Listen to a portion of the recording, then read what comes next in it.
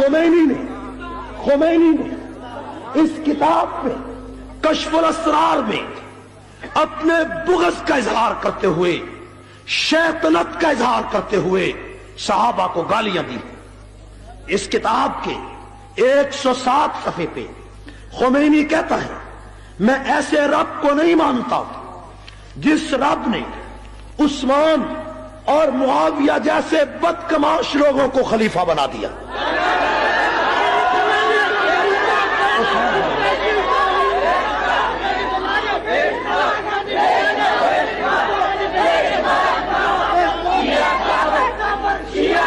میرے بھائیوں، توجہ، میری بات سماعت فرمائیں۔ خمینی کی کتاب مجھے اتحاد بین المسلمین کا درس دینے والوں، مجھے تخریب کار کہنے والوں، مجھے فسادی کہنے والوں، میرے لیڈر کو، میرے قائد حق نواز کو فرقہ پرور کہنے والوں،